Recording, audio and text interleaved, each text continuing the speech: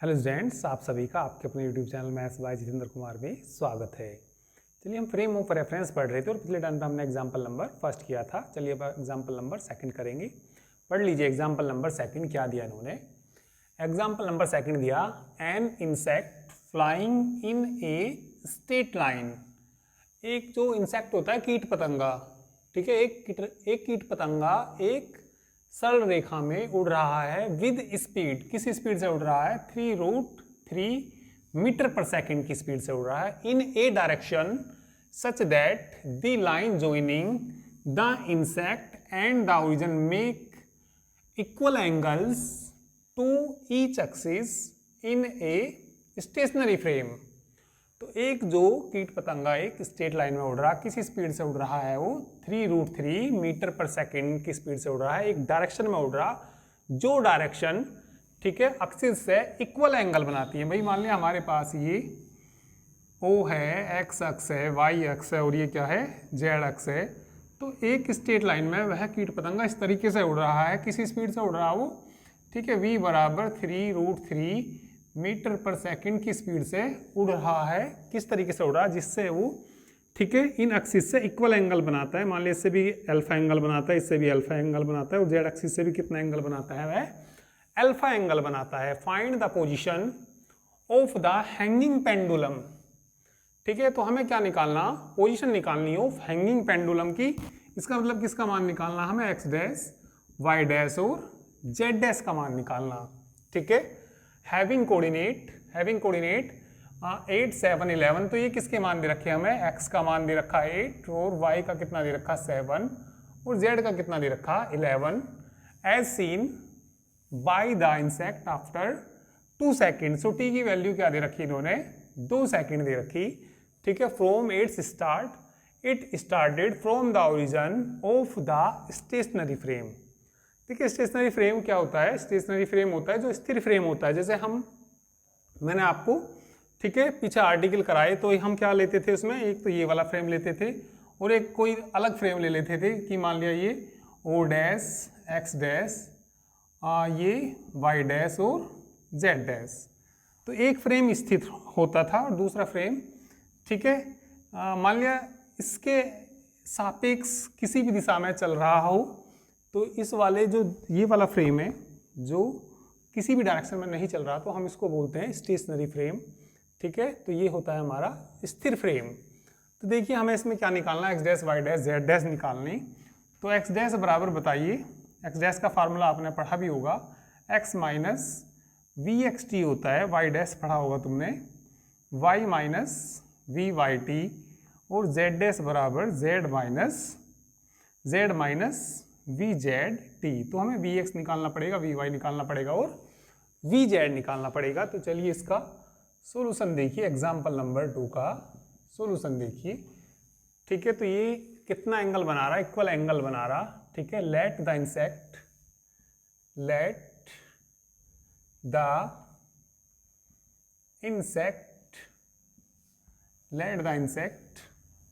ठीक है, make equal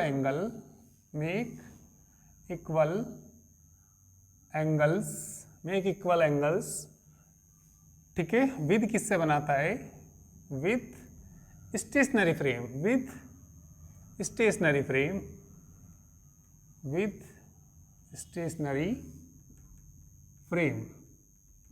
ठीक है, स्टेशनरी फ्रेम से कैसे एंगल बनाता है? इक्वल एंगल बनाता है। तो इक्वल एंगल बनाता है तो L बराबर कोस एल्फा, ठीक है, देन तब क्या आ जाएगा?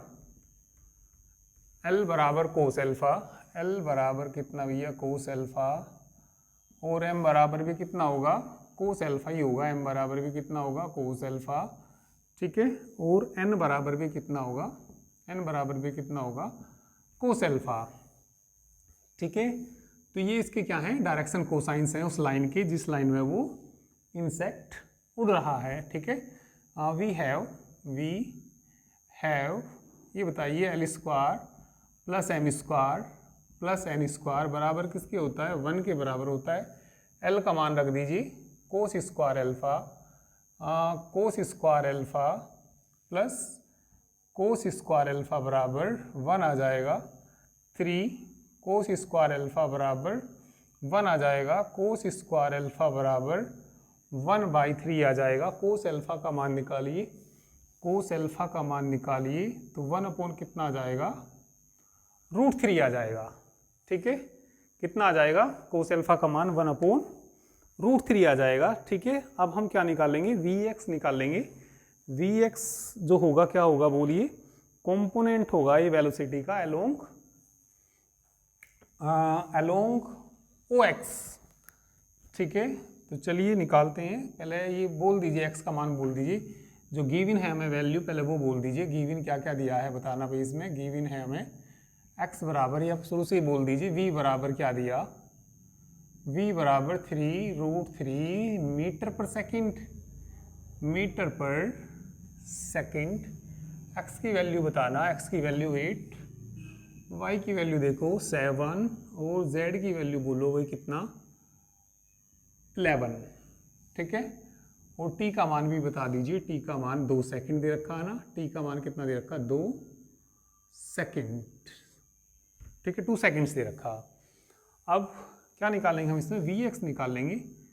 ठीक है, तो Vx बोलिए क्या होगा। ठीक है, कंपोनेंट ऑफ किसका, v का, कंपोनेंट ऑफ किसका, v का, इन डायरेक्शन OX। तो ये बराबर किसके आएगा बोलिए, v कोस अल्फा आएगा ना, v कोस अल्फा। v का मान 3√3 कोस अल्फा का मान 1/√3 बराबर कितना आ जाएगा, ये 3। इसी तरीके से क्या निकालेंगे, Vy निकाल लेंगे। Vy component of velocity v in direction OY में निकाल लेंगे, फिर Vy निकाल लेंगे। चलिए करिए, इतना नोट कर लीजिए। ठीक है,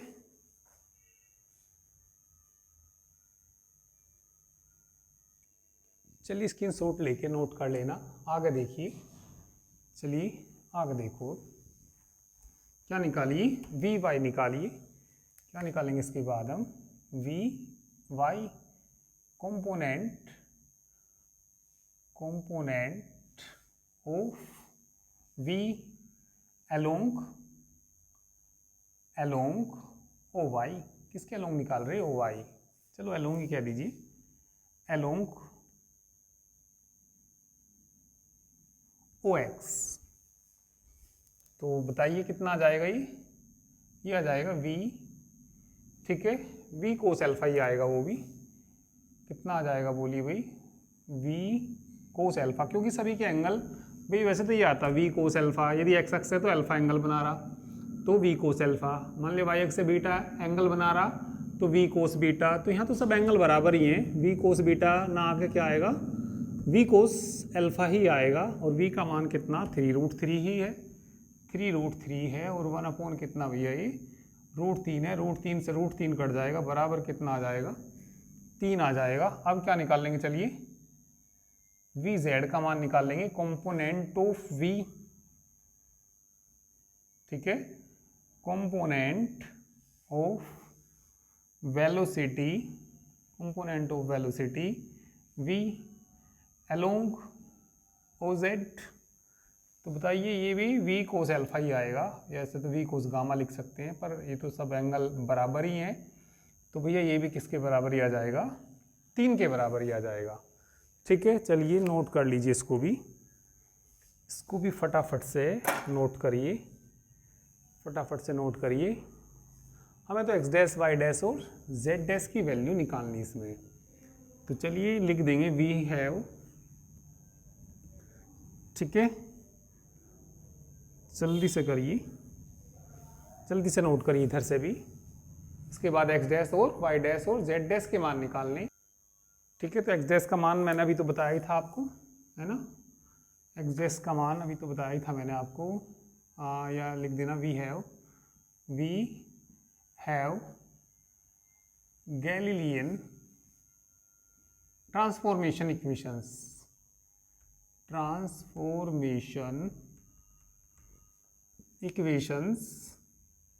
आर बोलिए भी क्या होती है, एक्स डैश बराबर क्या होती है, x minus v x t, y dash बोलिए y minus v y t, z dash बोलना भाई, जेड डैश बोलना z minus v z t. X dash का मान निकालिए, एक्स का मान देखना कितना था,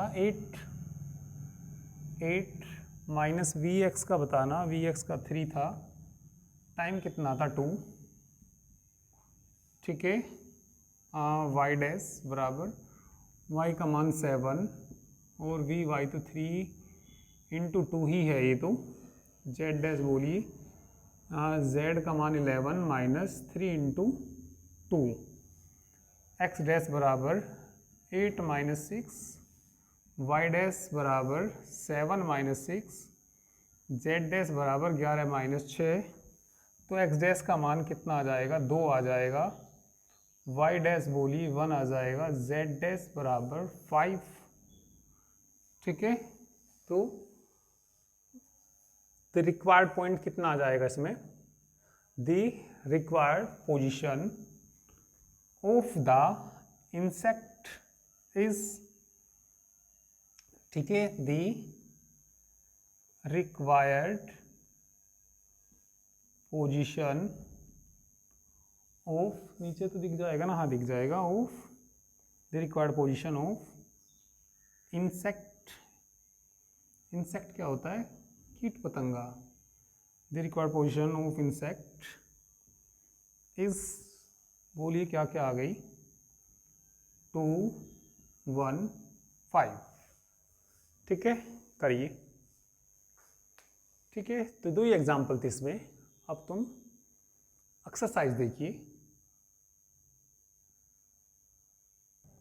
चलिए क्वेश्चन नंबर 2 देखिए, वो क्वेश्चन नंबर फर्स्ट देखिए, एक्सरसाइज फर्स्ट का क्वेश्चन नंबर फर्स्ट देखिए। The position of a particle in stationary frame. Stationary frame जो स्थिर फ्रेम होता है उसके पॉइंट दे रखे, मतलब किसका मान दे रखा, एक्स वाई और जेड का मान दे रखा। Find its position in another frame moving with velocity 3 centimetre per second along the x axis. तो हमें जो कोऑर्डिनेट निकालने, पोजीशन निकालने, यानी कि कोऑर्डिनेट ही निकालने, ठीक है। जो फ्रेम चल रहा है किस सेंटीमीटर प्रति सेकंड की वेग से चल रहा हो, ठीक है, किस वेलोसिटी से चल रहा, किस वेग से चल रहा, 3 सेंटीमीटर पर सेकंड के वेग से चल रहा, किसके अलोंग चल रहा, एक्स एक्सिस के अलोंग चल रहा।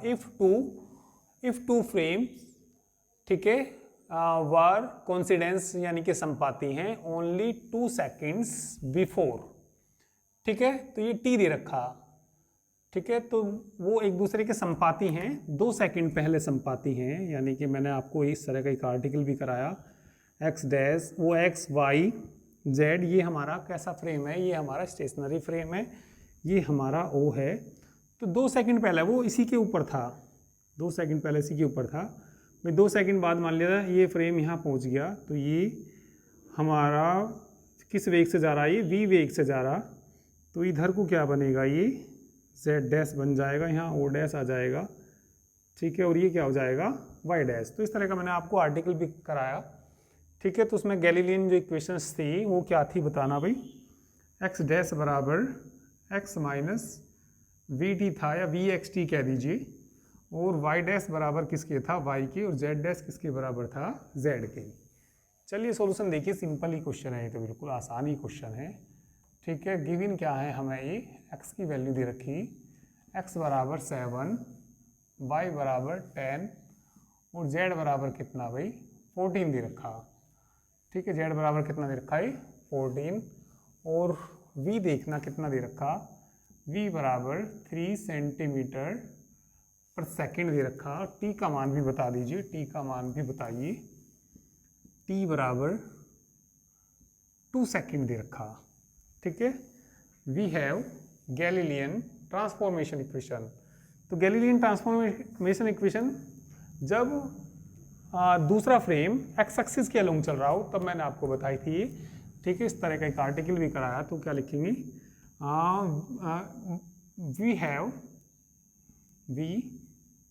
हैव गैलीलियन ठीक है, Galilean transformation equations are, transformation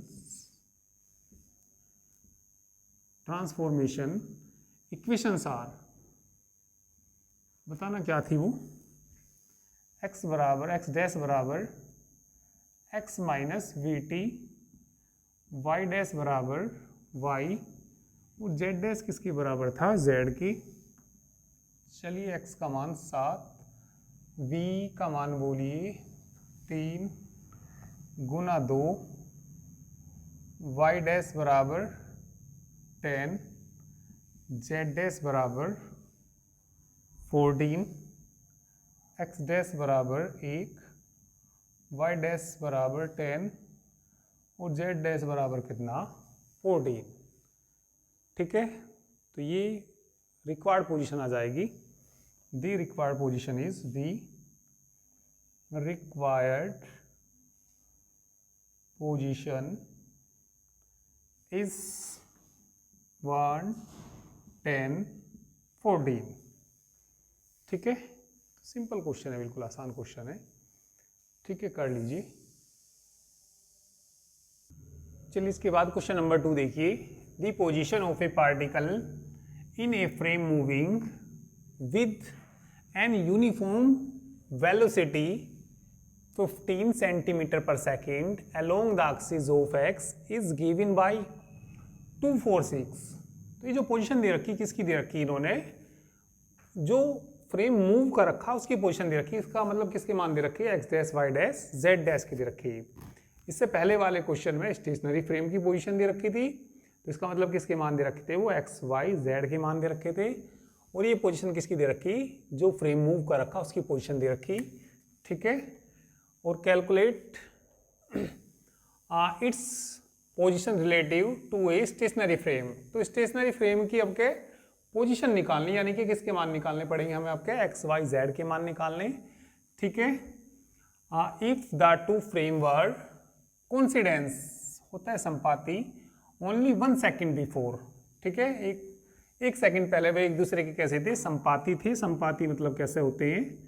ठीक है, तो ये मान लिया O x, O y, O z, एक सेकंड पहले वो फ्रेम इसी के ऊपर था। ठीक है, और चलिए देखिए तो क्या क्या दे रखा है इन्होंने। ठीक है, सॉल्यूशन देखिए, इसका सॉल्यूशन देखिए। इन्होंने जो दे रखी वैल्यू, वो v की वैल्यू दे रखी, वेलोसिटी दे रखी 15 सेंटीमीटर पर सेकेंड, किसके अलोंग चल रहा, वो एक्स एक्सिस के अलोंग चल रहा। और उसकी पोजीशन क्या दे रखी, एक्स डैश का मान कितना दे रखा, 2 दे रखा, वाई डैश कितना दे रखा, 4 दे रखा, जेड डैश बराबर कितना दे रखा, 6 दे रखा। और कैलकुलेट करनी हमें स्टेशनरी फ्रेम की पोजीशन, एक्स, वाई, जेड के मान निकालने, इसका मतलब। ठीक है, और टी का मान बताइए क्या दे रखा, टी का मान क्या दे रखा, 1 दे रखा। तो वी हैव गैलीलियन, ठीक है, ट्रांसफॉर्मेशन इक्वेशंस